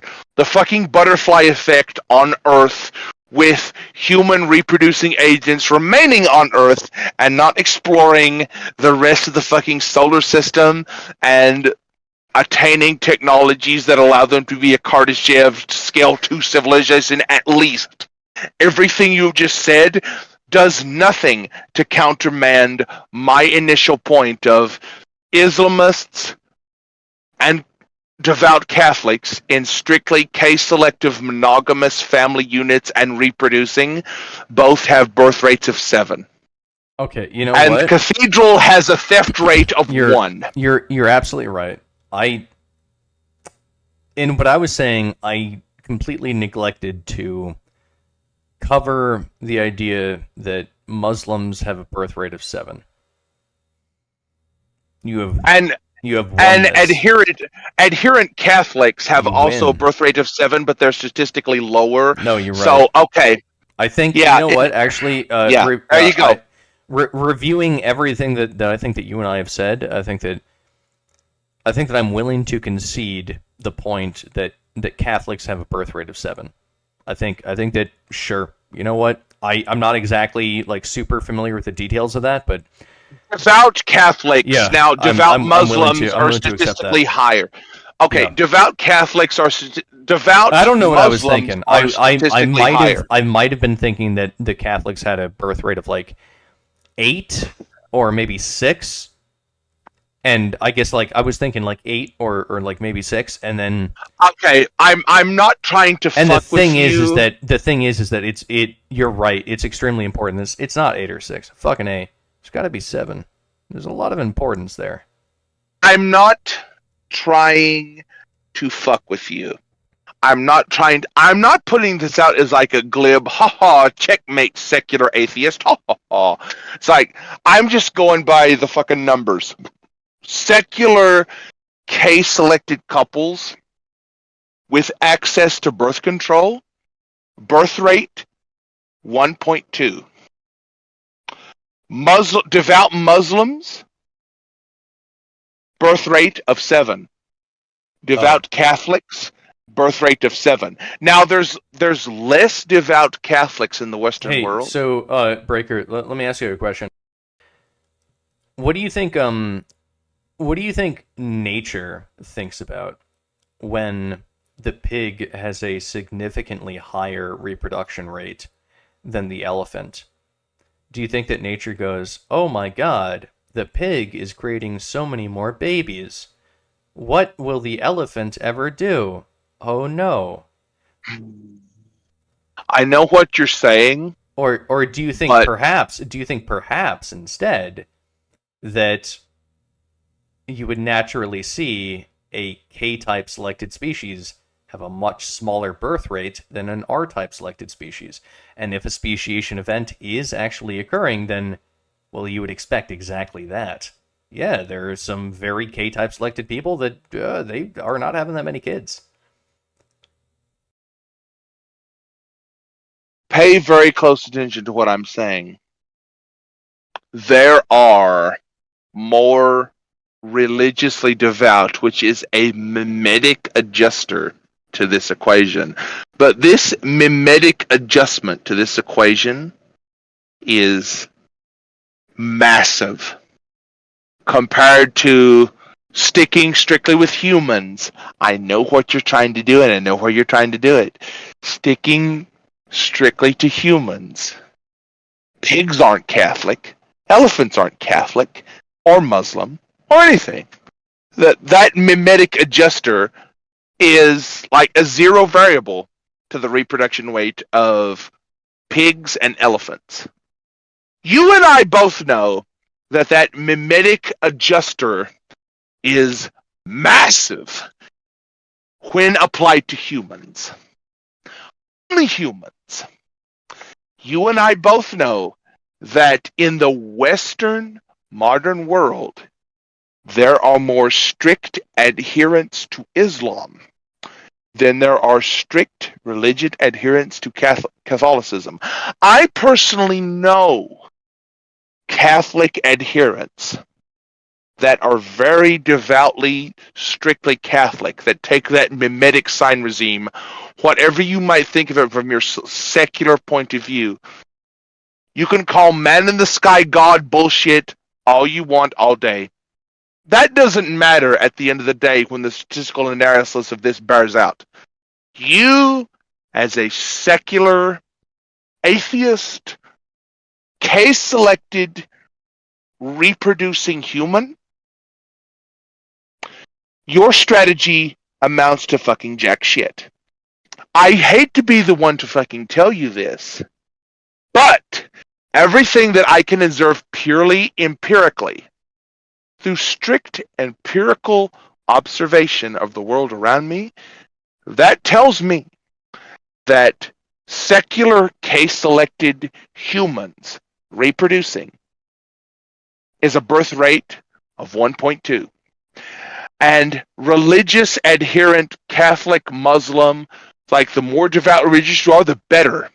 Birth rate goes up to a maximum of 7. Right. Now, Yeah. you tell me what that means. Well, I mean, sure. It's not exactly what we were arguing about, mind you. That's what I was arguing about from the onset. You went off on a tangent of ultimate reality when the sun collapses and blah, blah, blah. Yeah, we're all going to trend to 0. Everyone is going to die. Fuck it. Nihilistic secularism for the fucking win. Let's go for the boys. But that doesn't fucking matter in the immediate short term, does it? Well, no, it doesn't. And that's why I've also been advocating for the last human on Earth could as easily be Catholic as Muslim. Doesn't fucking matter. Yeah, they probably wouldn't be any of those, but yeah, 100%. But yeah, it would probably evolve to the point where you get like Frank Herbert's Dune universe, and it's probably some like mutation of the religion. Doesn't fucking matter. Here's the thing, right? As I've said, I'm like totally down with Christianity or Islam or whatever the fuck. And that's with me. That's with me giving maximal deference to case-selected reproduction strategies. Now we both know that that's not the case 100% of the time. That's with me putting so many caveats on this to make you look as good as possible, and you still failed. Well, hey man, thanks for trying to make me look good. I don't know if I need the help necessarily, but hey, thanks for the attempt. Yeah, my position here has and will be that I think that fundamentally there's not really a huge point in this idea that you presented. So now there's no point in this, is there? When you're fucking losing and have a stick up your fucking ass. No, I don't. Now there's no point in any of this, is there? Sorry, no. Look, I'm sorry. I'm sorry if I am sounding dumb at all. I do apologize for that. But no, I'm not trying to have a stick up my ass. I'm just saying that you came at me with an idea about basically an ultimate baddie. Like a bad guy that could defeat nature itself. And I was like, yeah, I don't think that can defeat nature itself. And then I think I agreed with you. But then I agreed with you. You got kind of upset about that. You were like, oh man, I thought I had a really good baddie. And it's like, well, yeah, it's a really good baddie. I like the baddie. It's just it can't defeat nature. The baddie only steals one from the reproductive couples. The reproductive couples, like I said from the onset, doesn't work. That's the issue. Like the problem with the idea is that you have like the ultimate baddie. It's a philosophical baddie. It's like a really cool baddie, and it's my baddie can only steal one. If it steals one from you, the secularist, that leaves you with 0.2. You're fucked. I know. If it steals one from the religious adherent, they're still okay. No, I get it. The point of the baddie is not to be a direct and imposing threat to humanity. It's supposed to kind of be like the revolutionary phenotype, like an ultimate evil, and something that like is insidious and that humans might just like go ahead and join if they don't know better. Like, yeah, I totally get it. Like that's many awesome. of them will. That's the problem. Many of them will. But the issue is that basically you created an entity that is like a really good baddie. Like it's fucking brilliant. Like it could be on any episode of Doctor Who, but it doesn't actually quite fit into the sense making of what a revolutionary phenotype would be, or even I was not trying to create a revolutionary phenotype level baddie. That's going to be purely the domain of the secular. That's not going to be the domain of the religious adherent that I was describing to you from the onset. But you did describe to me something that could actually outsmart nature, in that it could be a meme that persisted without a benefit to a gene. So it's a meme that can outsmart nature is actually a revolutionary phenotype. Just like the rabies virus. But not like the rabies virus at all, because the rabies virus is not a meme, it's a gene. I mean, be it RNA or DNA, it's genetic, it's not mimetic. The rabies virus is not a mimetic virus. It's actually it has like a genome. Or an RNA gnome. This is the best argument that we've ever had. I fucking love this. Well, that's good. That's good. Yeah, same, man. I love talking to you. But the RNA, you cannot make a metaphor between the RNA virus and this liberal cult, because the RNA virus, it's genetic. The liberal cult, it's mimetic. There's a fundamental difference between the two. I'll tell you why that I drew that parallel from the onset. I know why you drew it. I'm saying that it's not a suitable metaphor. You need to come up with a different one, because it's actually extremely confusing using a replicator as a metaphor for a meme. Maybe I'm just an idiot and I did this incorrectly, but the reason I brought this up from the onset was to draw a parallel between case-selected secular reproductive strategies and case-selected mimetic reproductive strategies. The mimetic of Catholicism and Islam is far stronger than any secular mimetic that exists in the current modern day that I know of that is as reproductively advantageous. I agree. You might disagree with the religious... I agree with you. You know that I agree with you. I am always championing, or whatever. I'm always putting forward the idea that religions are extremely powerful and useful to humans. The only way that they would be around to this day after thousands of years is if they provided utility. I'm very much in favor of the idea that yes. Yeah, but this is the fucking argument that we've been having. What you've been saying is that the left, the ideology of the left, the fucking trans kids, get yourself a vasectomy, fucking don't have kids because climate change is gonna kill us all bullshit. What you were trying to tell me is that actually no, that's something that's going to take over. That's like it's going to be like the next big thing. And I'm like, no, it can't be, because it doesn't provide a benefit like Catholicism and Islam do.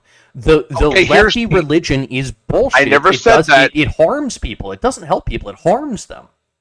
I never said that the lefty religion in isolation. If you took, let's say that Islam and Catholicism don't exist, period. And let's say that you have monogamous case-selected couples reproducing at a rate of 7. That weight, in absence of religious mimetics, if Islam and Catholicism did not exist at all, that weight that the secular trans kids don't reproduce mimetic would have in such a societal paradigm would be exponentially greater than what it would under the current socio-political paradigm that Catholicism and especially Islam have in the modern day. I never said to you once. I can tell you how to make that work. I'll tell you what. Okay, you can make it work in the following way. Take the lefty cult, make it extremely adaptable. It on its surface, it advocates for castrating yourself. It's super into right on the surface. On the surface, it tells you to castrate yourself. I'll tell you what it is right now. In actuality, this is how you make it work. In actuality, if it was the only option, the religion that is the lefty cult, it actually promotes the reproduction of those who donate one of their kids to the institution. You donate a kid, have it go into the institution, and now that you've donated a kid into the institution, now this lefty cult looks favorably upon you, and you get a I don't know, like a +4 reproduction bonus. And exactly. and That's actually, what I've been saying. But it's not okay. Play very close attention to what I'm saying. I never once said to you that like the secular, quasi-religious totalitarianism of the left was the only option. I never said that. In all of my arguments that I've made for you thus far, there are other options, which is devout Catholicism and devout Islam. If you never noticed that until now, that's the main point of. Now, if what you say is true, let's say the lefty sacrifice your fucking children to make trans kids and LGBTQ whatever, if that was the only option and the other side of the coin was only the secular case selected option of produce 1.2 fucking kids, you'd be fucked. That's the end result of this. If all of society were strictly secular, case-selected, reproducing agents that had a birth rate of 1.2, which I dare anyone to look this up, in the secular modern Western world, the birth rate is 1.2. Among anyone that's not a religious... Probably for the secular liberals in California. Yeah, exactly. Yeah. It's not just California. It's not just California.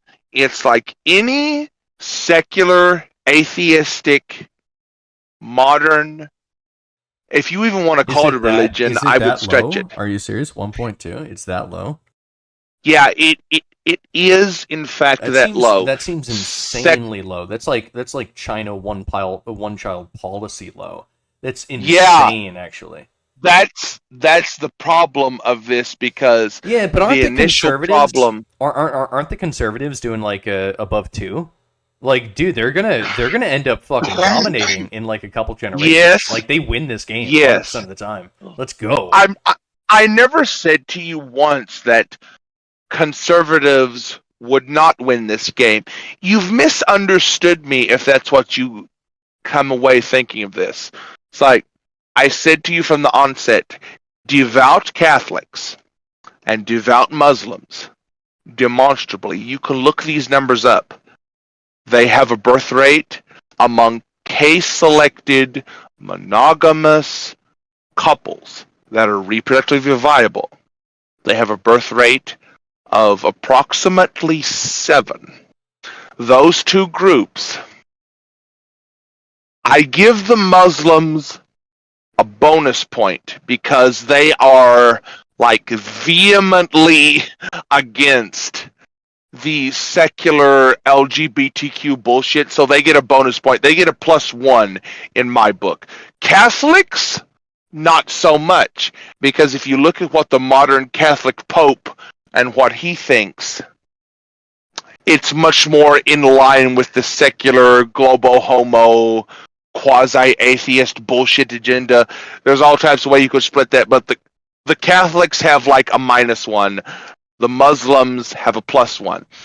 I think it actually depends on environment.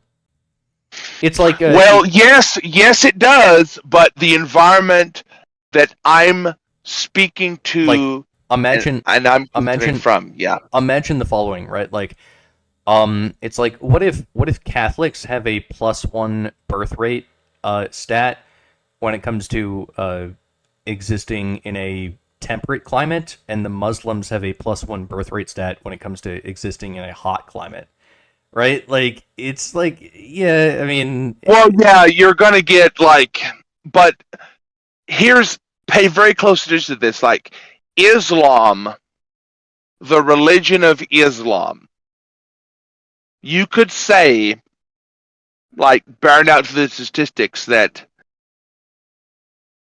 the Islamist does have that +1 you're alluding to when it comes to hot climate versus temperate climate. Yes, that is true. But you have to also consider that the pure mimetics of Islam versus Catholicism. Islam isn't strictly, in a theological, deep-rooted sense, specifically a religion of people that live in hot climate. That's not theologically grounded in Islam. It's not theologically grounded, but it is realistically grounded. If you'll notice something. Yes, it is. But you can convert to Islam if you live in Antarctica. You can. There's no theological injunction that's, well, do people overall, you say, it's like, yeah, due to the current consensus and statistics, you would be right. People that live in Antarctica in cold climates, overall, you can say, and this would be entirely right, they don't convert to Islamism. I would go one further. Where is Islam most popular? Well, the desert and hot climates. Yes, I know what you're saying. And in fact, check this out. Even in the Philippines, and I know this due to reasons, but even in the Philippines, a place that was actually colonized multiple times, and one time they were colonized by the Arabs. Spanish Catholics. They were colonized primarily by Spanish Catholics, and I know what you mean by the Philippines. I know what you mean. Yes. So the Philippines, they were colonized by the Spanish Catholics heavily, but they were also colonized for a bit, I believe, before the Spanish Catholics. They were colonized by the Muslims, and okay, here's the lo thing and behold, about that. I want to point this out. This is all I'm pointing out. It's the same exact point that you and I were both making a couple of seconds ago. That's a country that was far away from the Middle East, but it is about as hot as the Middle East is. It's a fucking hot country. For whatever reason, and I cannot even postulate, I can't even come up with a pontification of a concept of an idea as to why. But it seems, though, for whatever reason, Islam is really good around the equator. I have no idea why. No conception. But it seems to be the case. I'm going to get into a bit of... This is the point in the conversation where certain people listening to this might disagree with me, and I welcome the disagreement and critique in the comment section. If you want to disagree with this, feel free to do so, and I will take those criticisms on board, and I will learn from them. If there are constructive criticisms of, haha, fake and gay, I'm not going to respond to that. If it's a criticism that's like, here's what you got wrong, and here's why, in a rational, like, slow-tempered sense, and the comment is like, maxes out the comment text sections, like, I'll pay attention to that. If it's like, haha, fake and gay, I'm not going to pay attention to that, just so you know. Future commenters. All right, enough with the preamble. What do you want to say? Okay. In my opinion, in like Islam versus Catholicism, because the Philippines, as you know from your personal experience, they tend to lean in the Catholic direction, even though they had the Islamist influence. The North Island does. The South Island is the Muslim one. They actually, for whatever reason, they separated. They live on different islands. I guess they couldn't stand each other. Here's what I think. Now, this gets into a much more nuanced evolutionary psychology / theological reason, which please feel free to disagree with me in the comments. I welcome constructive criticism. But here's my personal reason for that. It's like, okay, Islam is at its core a zero-sum game warrior mentality religion. Oh, whereas time. Let's go to war. Yeah. Whereas Catholicism is much more of a temperate, middle ground, let's have a nonviolent, constructive argument and meet in the middle somewhere through compromise.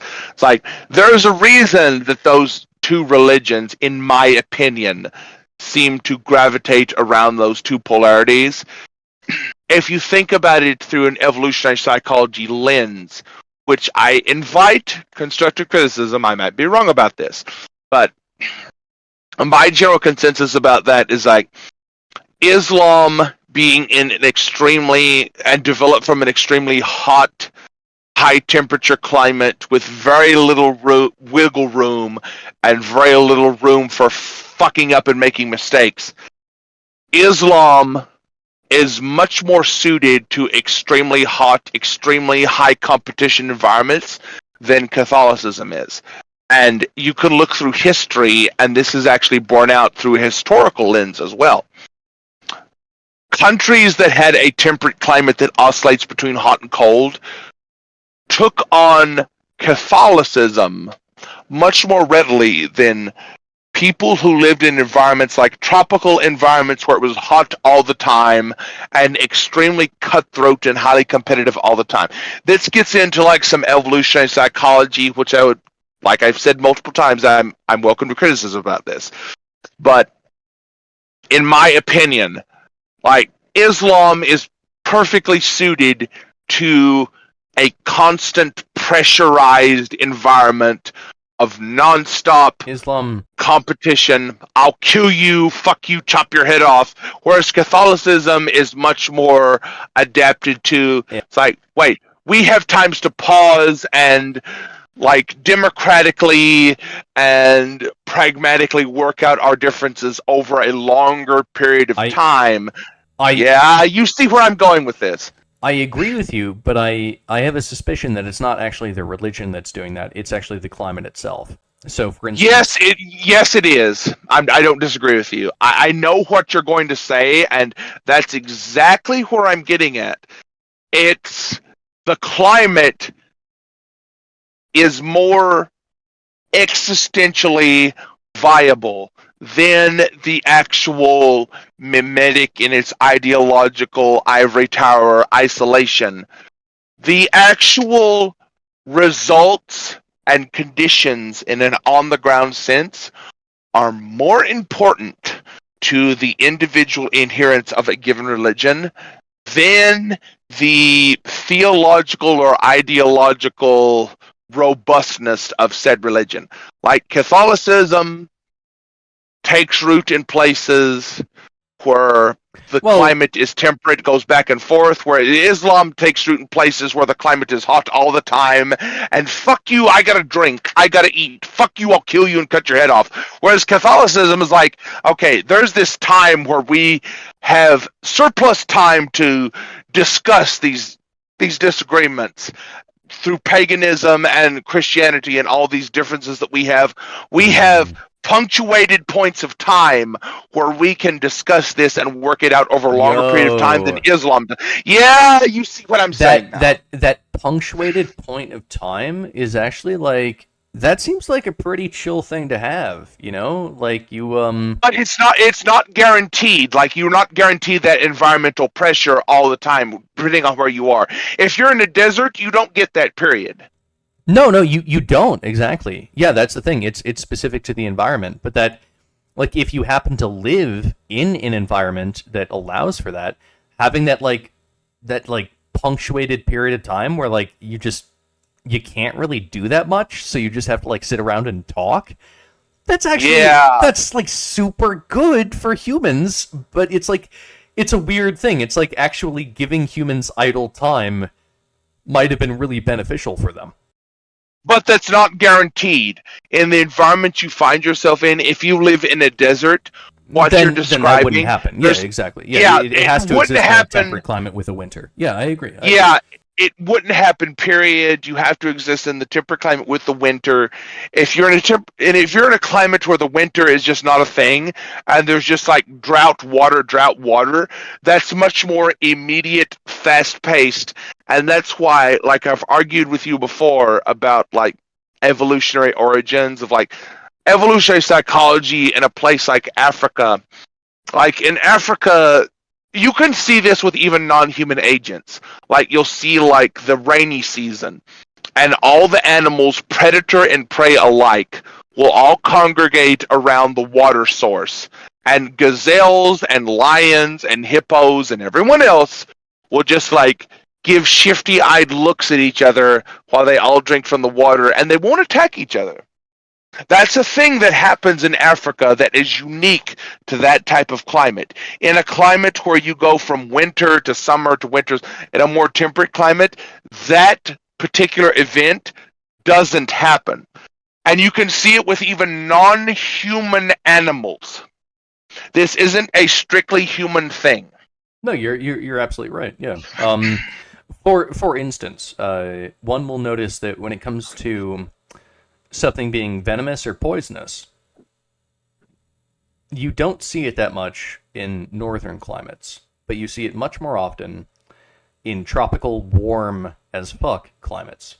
Now, yeah, there's rare occasions where you see it in northern temperate climates, like the rattlesnake in America. You see like this highly poisonous fucking snake that will fucking kill you if you so much as look at it. It's like, I'm gonna bite you and you'll die. Fuck you. That's like 1 out of 1,000 animals that you'll see have that evolutionary adaptation. Right. I mean, and even the rattlesnake, like, it's not really up north. It's more of a southern American thing. It's more in the warm climate. Like, all the fucking deadly, I'll kill you right now animals are in the warm climates, where in the cold climates, it's like this slow, methodical, plodding animals. Like, even the polar bear, you could say, is like, the polar bear is like this massive fucking powerhouse juggernaut that just kind of like lumbers around the environment. It's like, and it looks at you kind of funny occasionally. It's like, I could kill you, but it wouldn't be worth my time. And then it looks back towards what it was originally doing. Well, yeah, so you fucking nailed it. And like, I guess that my thinking on that is that the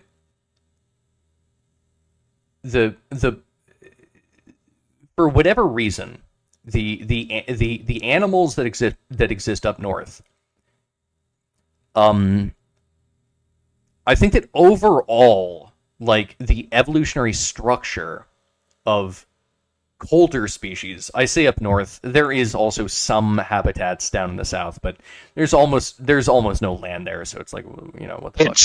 It's much thinner. Yeah, but when it comes to the colder climates, which are mostly up north, it's like you don't have flashy species that are like, yo, I'm super poisonous, I'm a fucking poison dart frog.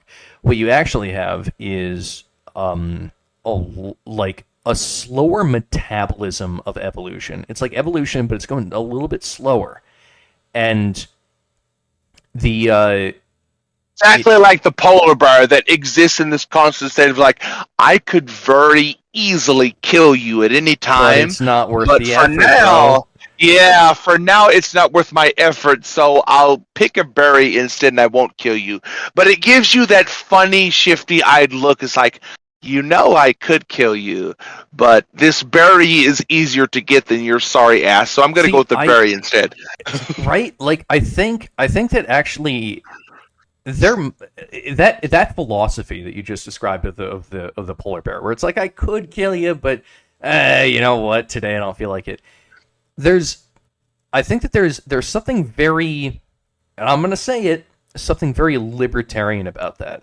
I think that there's a possibility that the libertarian ideology, it may exist also in nature, and it exists in mankind, and maybe the commonality of that is actually it's just how to deal with a cold climate.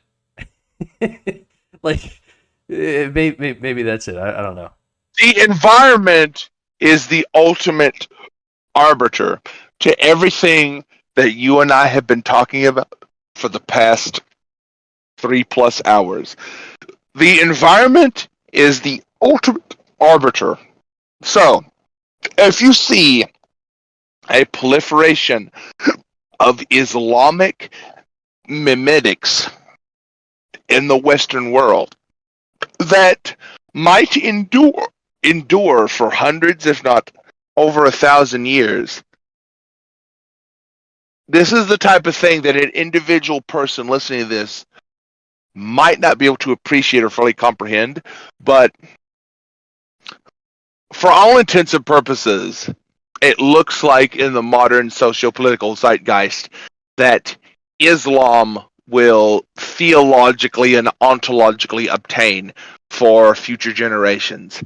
Now, all the Catholic listeners might be like, Catholicism, but Catholicism doesn't have that robust evolutionary The fuck you talking psychological background. about? The fuck you talking about? That You're talking nonsense. No, I'm not talking nonsense. Hey, buddy, because here's the thing. who's in control of the world right now? Is it the neoliberal global homo world order? I think it is. Now check this out. Well, I'll tell you something about that. For a second, I'll tell you something about that. For a second, who? Okay, so who's in charge of the global homo shit? It's the Democratic Party and like all of its affiliates, right? That doesn't last forever. And no, I'll it tell doesn't you last why. forever. I agree with you. It does not last forever. But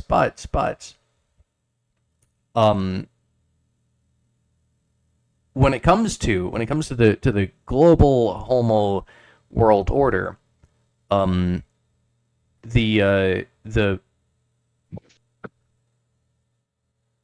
controllers of that are the Democrats, and people like them.